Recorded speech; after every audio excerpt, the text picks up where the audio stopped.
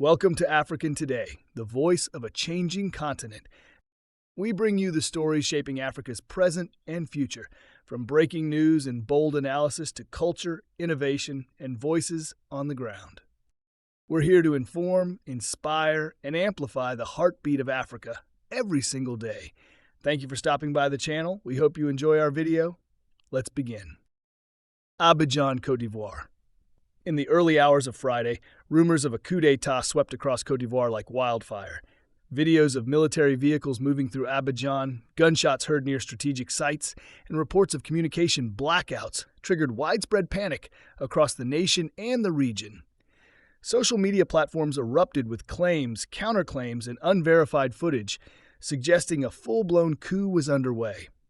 As of this writing, the situation remains fluid, uncertain, and deeply troubling. What we know so far: at approximately 4:30 a.m. local time, several residents near the Plateau district, home to many government buildings and the presidential palace, reported hearing gunfire.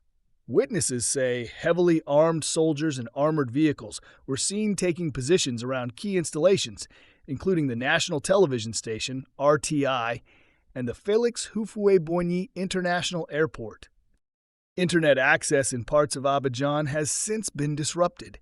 National TV briefly went off air, raising fears that a coordinated military takeover was in progress. Eyewitnesses also claim to have seen troops loyal to different factions confronting each other near the presidential residence. Unconfirmed reports indicate that several senior military officers have been detained or have gone into hiding, while others are allegedly rallying troops in Bouaké and Yamoussoukro.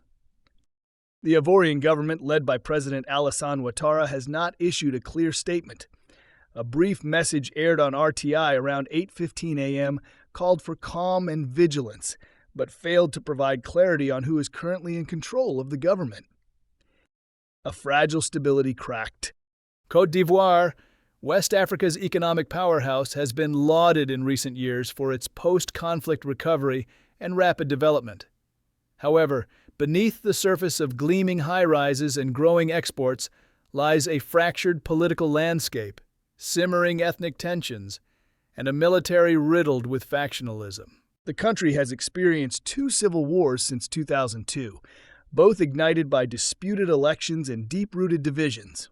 The 2010 to 2011 post-election crisis, in which over 3,000 people died, still casts a long shadow.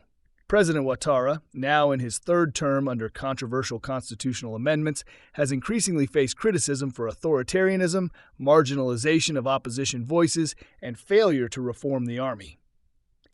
The current unrest may well be the result of festering discontent within the ranks of the military, especially among ex-combatants who feel neglected and sidelined. Reports over the past 2 years have hinted at growing disaffection among soldiers who played key roles in previous conflicts but were excluded from power-sharing arrangements. Regional and international reactions. The African Union, AU, and the Economic Community of West African States, ECOWAS, have both expressed grave concern over the situation. In a joint statement released this morning, they condemned any attempt to seize power unconstitutionally and called for a return to democratic order.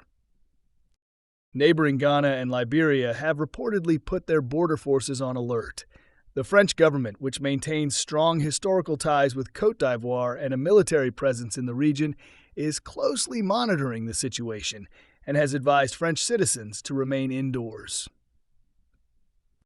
The United Nations, which ended its peacekeeping mission in Cote d'Ivoire in 2017, is now weighing emergency action. UN Secretary-General Antonio Guterres urged all actors to exercise restraint and resolve differences peacefully. Possible scenarios: what comes next? As the situation remains murky, analysts are scrambling to determine the trajectory of this potential coup attempt. 3 main scenarios could unfold. Military power grab. If rebel factions have successfully seized power, Cote d'Ivoire could be staring down the barrel of another junta-led regime, similar to recent events in Mali, Guinea, and Burkina Faso. Failed coup, retaliation follows. If loyalist forces regain control, a harsh crackdown could follow. Mass arrests, purges, and political reprisals might lead to further instability. Negotiated settlement.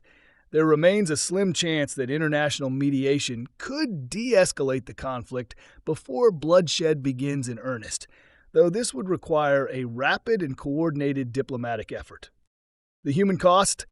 Already, fear and uncertainty are paralyzing daily life in Abidjan and other major cities. Businesses remain shuttered, schools have been closed, and hospitals are operating in emergency mode. People are lining up at ATMs and fuel stations, fearing a prolonged crisis.